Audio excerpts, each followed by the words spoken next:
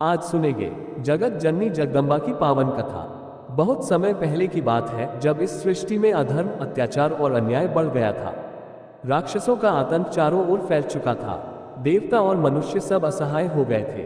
तब सबने मिलकर जगत के पालनहार भगवान विष्णु और विनाशक महादेव से प्रार्थना की, हे प्रभु, अब केवल जगत की माता ही इस अन्याय का अंत कर सकती है। देवताओं की सामूहिक प्रार्थना से एक दिव्य प्रकाश उत्पन्न हुआ। वह प्रकाश दसों दिशाओं में फैल गया और एकत्र होकर एक अद्भुत तेजस्विनी देवी का रूप धारण कर लिया। वही थी जगत जननी जगदम्बा। उनके मुख में ब्रह्मा का तेज, भुजाओं में विष्णु का बल, त्रिनेत्रों में शिव का तेज और समूचे शरीर में देवताओं की शक्तियों का संयोग था। उस समय महिषासुर नामक असुर ने तीनों लोकों पर अधिकार कर लिया था। वह मनुष्य, पशु या देव किसी का भी रूप धारण कर सकता था। देवताओं की सारी शक्तियां निष्फल हो गईं। तब देवी ने सिंह पर आरूढ़ होकर युद्ध के लिए प्रस्थान किया। देवी ने महिषासुर को ललकारा, अरे दुष्ट, तेरा अंत निकट है। अब तू सृष्टि से अधर्म को समाप्त करने वाली मां का क्रोध देखे। 9 रातों तक देवी और महिषासुर के बीच भयंकर युद्ध हुआ। पहली रात मां शैलपुत्री, दूसरी में ब्रह्मचारिणी, फिर चंद्रघंटा, कुष्मांडा, स्कंदमाता, कात्यायनी, कालरात्रि, महागौरी और सिद्धिदात्री रूप में प्रकट हुई।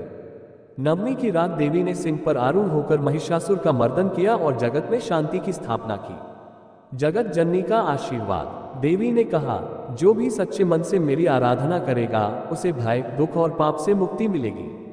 मैं सदा अपने भक्तों के साथ रहूंगी। तब से नवरात्रि के पावन पर्व पर मां दुर्गा की उपासना की जाती है। भक्त मां को जगत जननी, जगदम्बा, अम्बे, दुर्गा, काली, भवानी आदि अनेक नामों से पुकारते हैं। मां जगदम्बा हमें सिखाती है कि जब संसार में अंधकार छा जाए तब अपने भीतर की शक्ति को पहचानो। सत्य और धर्म के लिए संघर्ष करो। भक्ति, शक्ति और करुणा, यही मां के 3 स्वरूप हैं। जब महिषासुर का संहार हो गया तब जगत में फिर से शांति स्थापित हुई। परंतु समय के साथ अधर्म और अहंकार फिर बढ़ने लगा। देवता फिर से चिंतित हुए कि जब तक मां शक्ति स्वयं पृथ्वी पर अवतरित नहीं होती तब तक धर्म की स्थापना पूर्ण नहीं हो सकती। हिमवान की कन्या पार्वती। हिमालय के राजा हिमवान और रानी मेन्ना अत्यंत धर्मात्मा थे, परंतु उनके कोई संतान नहीं थी। उन्होंने वर्षों तक भगवान शंकर की कठोर तपस्या की। तब एक दिन आकाशवाणी हुई, हे हिमवान, स्वयं जगत जननी देवी तुम्हारे घर कन्या रूप में अवतरित होंगी। कुछ समय बाद एक तेजस्विनी कन्या का जन्म हुआ जिनका नाम रखा गया पार्वती। ये वही जगदम्बा शक्ति थी जो इस बार मां पार्वती के रूप में पृथ्वी पर आई थी। पार्वती का तप, शिव से विवाह। बाल्यावस्था से ही पार्वती भगवान शंकर की उपासना करती थी। जब उन्होंने जाना कि भगवान शिव ही परम पुरुष और सत्य के स्वरूप हैं, तो उन्होंने उनसे विवाह का संकल्प लिया। उन्होंने कठोर तप किया, वर्षों तक धूप, वर्षा, बर्फ और भूख प्यास की परवाह किए बिना केवल ओम नमः शिवाय का जप किया। देवताओं ने भी पार्वती की तपस्या देखकर विस्मय प्रकट किया। आखिरकार भगवान शंकर प्रकट हुए और बोले, देवी, तुम्हारी तपस्या से मैं प्रसन्न हूँ। तुम ही वह शक्ति हो जो मेरे बिना अधूरी है। तब कैलाश पर्वत पर शिव पार्वती का दिव्य विवाह हुआ। देव, ऋषि, गंधर्व सबने नृत्य और वंदना की। उस दिन से शक्ति और शिव का अटूट संयोग सृष्टि का आधार बन गया। मां पार्वती हमें ये सिखाती है कि सच्चा प्रेम और लक्ष्य तपस्या और धैर्य से प्राप्त होता है। जब तक आत्मा और परमात्मा का मिलन नहीं होता, जीवन अधूरा रहता है। भक्ति में शक्ति है और शक्ति में भक्ति। शिव शक्ति एक है, वही सृष्टि का आधार है। महिषासुर के वध के बाद देवताओं ने कुछ समय तक सुख और शांति का अनुभव किया, परंतु जैसे जैसे समय बीता, राक्षस कुल में फिर 2 भयानक असुर उत्पन्न हुए, शुंभ और निशुंभ। दोनों भाइयों ने कठोर तप करके भगवान ब्रह्मा से वरदान प्राप्त किया, हे प्रभु, कोई देवता, असुर, नाग या पुरुष हमें न मार सके। ब्रह्मा जी ने तथास्तु कह दिया, परंतु अहंकारी शुंभ निशुंभ ये भूल गए कि देवी शक्ति यानी जगत जननी इस वरदान में शामिल नहीं थी। देवताओं का अपमान और सहायता की पुकार। वरदान पाकर दोनों राक्षसों ने तीनों लोकों पर अधिकार कर लिया।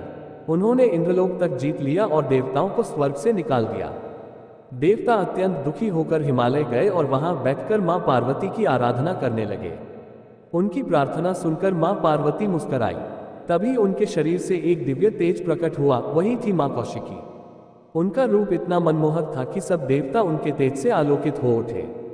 शुंभ निशुंभ का अभिमान। जब शुंभ निशुंभ ने मां कौशिकी का सौंदर्य सुना तो उन्होंने अपने दूत सुग्रीव को भेजा। सुग्रीव ने देवी से कहा, माँ, मेरे स्वामी शुंभ और निशुंभ तीनों लोकों के स्वामी हैं। वे आपके सौंदर्य से मोहित हैं और आपको अपनी रानी बनाना चाहते हैं। देवी मुस्कुराई और बोली, मैंने ये प्रण लिया है कि मैं उसी से विवाह करूंगी जो युद्ध में मुझे परास्त करे। ये सुनकर शुंभ निशुंभ क्रोधित हो उठे और अपनी सेनाएं देवी पर चढ़ा दी। देवी का रूप चामुंडा और काली। देवी ने अपने शरीर से अनेक शक्तियां उत्पन्न की। काली, चामुंडा, ब्रह्माणी, वैष्णवी, इंद्राणी, कौमारी, वराही आदि। चारों दिशाओं में देवी देवताओं का गगनभेदी नाद गूंज उठा। युद्ध भयंकर था। चामुंडा देवी ने चंड और मुंड नामक असुरों का वध किया। काली ने रणभूमि में तांडव किया। अंततः स्वयं मां दुर्गा ने अपने त्रिशूल से शुंभ और निशुंभ दोनों का अंत कर दिया। युद्ध के बाद देवी ने कहा, जब जब अधर्म बढ़ेगा मैं अपने भक्तों की रक्षा के लिए अवश्य प्रकट होंगी। मां जगदम्बा की इस कथा से हमें ये शिक्षा मिलती है, अहंकार का अंत निश्चित है, सत्य और धर्म की विजय सदा होती है। स्त्री शक्ति ही सृष्टि की आधारशिला है। या देवी सर्वभूतेषु शक्ति रूपेण संस्थिता, नमस्तस्यै नमस्तस्यै नमस्तस्यै नमो नमः। महिषासुर, शुंभ निशुंभ जैसे असुरों का अंत करने के बाद सृष्टि में शांति तो स्थापित हुई, परंतु धीरे धीरे मनुष्यों के हृदय में अहंकार और लोभ बढ़ने लगा। लोग धन और सामर्थ्य को ही सर्वोच्च मानने लगे और भोजन, जो जीवन का आधार है, उसका अपमान करने लगे। ये देखकर भगवान शंकर ने एक दिन कहा, इस जगत में सब कुछ माया है, यहाँ अन्न भी माया है, कोई भूखा नहीं मरता क्योंकि यह सब भ्रम है। माँ पार्वती यह सुनकर मुस्कुराई, परंतु भीतर से जानती थी कि जब तक मनुष्य अन्न का सम्मान नहीं करेगा तब तक सृष्टि असंतुलित रहेगी। अन्न का लोप और सृष्टि का संकट। माँ ने सोचा कि अब शिव को यह सत्य अनुभव से समझाना आवश्यक है। उन्होंने अपने अद्भुत योगबल से संपूर्ण पृथ्वी से अन्न को लुप्त कर दिया। न खेतों में अन्न उपजा, न वृक्षों पर फल। जल सूखने लगा, जीव जंतु व्याकुल हो उठे, सब देवता चिंतित हो गए। भगवान शंकर ने देखा कि सृष्टि में हाहाकार मच गया है। तब उन्हें एहसास हुआ कि अन्न ही जीवन का आधार है और वह जगत जननी की कृपा से ही प्राप्त होता है। माँ अन्नपूर्णा का प्रकट होना। शिव जी काशी नगरी पहुंचे और वहां उन्होंने देखा एक दिव्य रूपवती देवी सोने के सिंहासन पर विराजमान है। हाथ में अन्न से भरा सोने का पात्र और दूसरे हाथ में चम्मच खप्पर। वह स्वयं माँ अन्नपूर्णा थी, जगत जननी का करुणा स्वरूप। भगवान शिव विनम्र होकर बोले, माँ, मैंने अन्न को माया कहा था, परंतु आज मैं जान गया कि आप इस सृष्टि का पोषण करने वाली शक्ति हैं।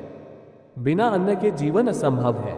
माँ मुस्कुराई और बोली, हे महादेव, जब तक जीवों में करुणा और सम्मान रहेगा तब तक मैं अन्न रूप में उनकी रक्षा करती रहूंगी। इसके बाद माँ ने स्वयं अपने हाथों से भगवान शिव को अन्न परोसा। उसी क्षण सृष्टि में फिर से हरियाली, शांति और समृद्धि लौट आए। जीवन संदेश। माँ अन्नपूर्णा की वाणी। माँ जगदम्बा हमें इस रूप में ये सिखाती है, अन्न केवल भोजन नहीं, जीवन का प्राण है। जो अन्न का आदर करता है उसके घर सदैव लक्ष्मी और शांति निवास करती है। सच्ची भक्ति वही है जो सेवा और करुणा से जुड़ी हो।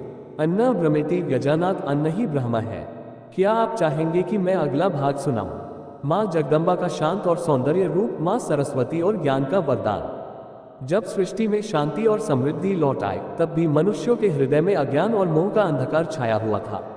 लोग धन और भोजन तो प्राप्त कर चुके थे, परंतु उनमें ज्ञान, विवेक और सत्य का प्रकाश नहीं था। तब जगत जननी ने निश्चय किया, अब मैं अपने शुद्धतम रूप में अवतरित होकर जगत को ज्ञान का वरदान दूंगी। माँ सरस्वती का प्रकट होना। एक दिन भगवान ब्रह्मा सृष्टि की रचना में लगे थे, परंतु उन्हें अनुभव हुआ कि बिना शब्द, बिना वाणी और बिना ज्ञान के ये जगत अधूरा है। उन्होंने ध्यान लगाया और तभी एक दिव्य श्वेत कमल पर बैठी श्वेत वस्त्रधारी देवी प्रकट हुई।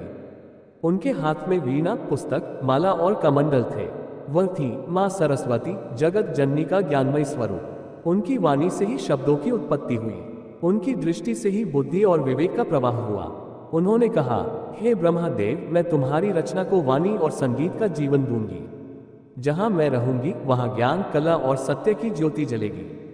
ज्ञान और संगीत की देवी। माँ सरस्वती ने वीणा की मधुर ध्वनि से सृष्टि में संगीत, भाषा और लय का आरंभ किया। पहले पक्षियों ने गाना सीखा, फिर मनुष्यों ने बोलना। ऋषियों ने वेदों की रचना की, कवियों ने काव्य रचा और विचारकों ने ज्ञान को शब्दों में ढाला। इस प्रकार माँ जगदम्बा का ये रूप ज्ञान की ज्योति बनकर सदा के लिए जग में अमर हो गया। भगवान ब्रह्मा और माँ सरस्वती। ब्रह्मा जी ने माँ सरस्वती को प्रणाम करते हुए कहा, माँ, आप बिना सृष्टि अधूरी थी। आपकी कृपा से शब्द, विचार और चेतना का उदय हुआ। माँ सरस्वती ने उत्तर दिया, ज्ञान वही पूर्ण है जो विनम्रता और करुणा से जुड़ा हो। जो केवल अहंकार में बोले वह अंधकार में भटकेगा। माँ सरस्वती की वाणी, माँ जगदम्बा का ये रूप हमें सिखाता है, ज्ञान ही सच्चा प्रकाश है। वाणी में विनम्रता और सत्य का भाव होना चाहिए। जो अध्ययन, ध्यान और संगीत से जुड़ा है उसमें माँ सरस्वती का वास होता है। या कुंदेन्दु तुषार हरधवला या शुभ्र वस्त्रावृता या वीणावर्दंड मंडित करा या श्वेत पद्मासना या ब्रह्माच्युत शंकर प्रभृतिभिर्देवैः सदा वंदिता सा माँ पातु सरस्वती भगवती ने शेष जाज्ञापहा। माँ लक्ष्मी का अवतार, समृद्धि और धर्म का संतुलन। जब सृष्टि में ज्ञान और वाणी का प्रकाश फैल चुका था तब भी संसार में अभाव और दरिद्रता व्याप्त थी। मनुष्य बुद्धिमान तो बन गए परंतु धन, सौंदर्य और संतुलन का अभाव उन्हें असंतुष्ट कर रहा था। तब जगत जननी ने अपने श्री रूप में प्रकट होकर सृष्टि को समृद्धि का वरदान देने का संकल्प लिया। समुद्र मंथन से प्रकट हुई माँ लक्ष्मी। एक बार देवता और असुरों के बीच ये निर्णय हुआ कि वे क्षीर सागर का मंथन करेंगे ताकि अमृत प्राप्त हो। मंद्राचल पर्वत को मंथनदंड और वासुकी नाग को रस्सी बनाकर उन्होंने समुद्र मंथन आरंभ किया। समुद्र से अनेक अद्भुत वस्तुएं निकली, रत्न, औषधियां, ब्रह्मा, अप्सरा, चंद्रमा और अंत में एक अद्भुत तेजस्विनी देवी स्वर्ण कमल पर विराजमान, 4 भुजाएं, हाथों में कमल, वर मुद्रा, अमृत कलश और आशीर्वाद। वही थी माँ श्री लक्ष्मी, जगत जननी का समृद्धि स्वरूप। उनके प्रकट होते ही चारों ओर प्रकाश फैल गया, कमल खिल उठे और देवताओं के मुख पर प्रसन्नता लौट आई।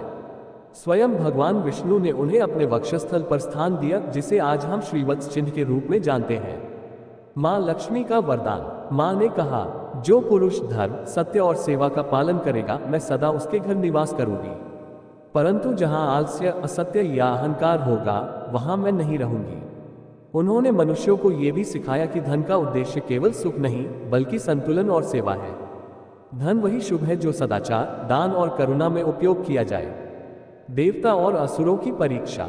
माँ लक्ष्मी के दर्शन से दोनों देवता और असुर मोहित हो उठे। असुरों ने सोचा कि धन से वे देवताओं पर विजय पा लेंगे, परंतु माँ लक्ष्मी ने उन्हें त्याग दिया क्योंकि उनमें लोभ और अन्याय था। उन्होंने देवताओं का साथ चुना क्योंकि वहां धर्म और संयम था। तभी से लक्ष्मी का वास सत्य, श्रम और शुद्ध मन में माना जाता है। जीवन संदेश। माँ लक्ष्मी का उपदेश। माँ जगदम्बा के इस रूप से हम ये सीखते हैं, धन का सम्मान करो पर उससे आसक्त मत बनो। संपत्ति तभी स्थायी है जब वह धर्म के मार्ग पर चलती है। सच्ची लक्ष्मी वही है जो घर में प्रेम, शांति और सेवा का भाव लाती है। श्रीं ह्रीं क्लीं महालक्ष्म्यै नमः। माँ काली और रक्तबीज का विनाश। जब सृष्टि में धर्म, ज्ञान और समृद्धि का संतुलन बना हुआ था तब भी अधर्म की जड़ें मिट नहीं सकी थी। असुरों के बीच फिर एक भयानक राक्षस उत्पन्न हुआ, रक्तबीज। उसकी शक्ति अद्भुत थी। उसके शरीर से जब भी एक बूंद रक्त भूमि पर गिरती वहां से एक नया रक्तबीज जन्म ले लेता। देवताओं ने बहुत युद्ध किया परंतु असुर बार बार बढ़ता गया। तब सभी देवता फिर से जगत जननी जगदम्बा की शरण में पहुंचे। माँ दुर्गा का क्रोध और काली का प्राकट्य। माँ दुर्गा ने जब रक्तबीज की लीला देखी तो उनके मुख से प्रचंड अग्नि निकल पड़ी। उसी अग्नि से प्रकट हुई माँ काली। काली काले वर्ण की, विकराल मुख, गले में खोपड़ियों की माला, हाथ में तलवार और सिंह पर आरोह। उनका स्वरूप इतना भयंकर था कि देवता भी कांप उठे। उन्होंने दुर्गा से कहा, माँ आप अनुमति दें तो मैं इस अधर्म का अंत कर दूं। माँ दुर्गा ने सहमति दी। रक्तबीज का संहार। काली रणभूमि में गर्जना करती हुई उतरी। अरे दुष्ट, अब तेरे हर बूंद के साथ तेरा अस्तित्व भी मिटेगा। जैसे ही रक्तबीज का रक्त गिरने लगा माँ काली ने अपनी विशाल जीभ फैलाकर हर बूंद को पी लिया ताकि कोई नया रक्तबीज उत्पन्न न हो सके। अंततः उन्होंने उसे अपने त्रिशूल से भेद दिया और उसका अंत कर दिया। इस प्रकार सृष्टि फिर से भय और अधर्म से मुक्त हुई। देवताओं ने माँ काली को नमन किया और कहा, आप ही विनाश की भी करुणा है और करुणा में भी शक्ति। माँ काली का शांत होना। युद्ध के बाद माँ काली का क्रोध शांत नहीं हुआ। उनकी ऊर्जा इतनी प्रचंड थी कि सृष्टि डगमगाने लगी।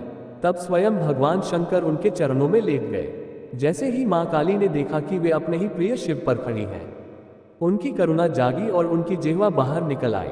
यही दृश्य काली माँ का सबसे प्रसिद्ध रूप बन गया। माँ काली की लीला। माँ जगदम्बा के इस रूप से हमें शिक्षा मिलती है, विनाश भी आवश्यक है जब अधर्म अपनी सीमा पार कर दे। सच्ची शक्ति वही है जो क्रोध में भी करुणा रखे, भीतर के रक्त बीज अर्थात अहंकार, क्रोध, ईर्ष्या को भी हमें स्वयं नष्ट करना चाहिए।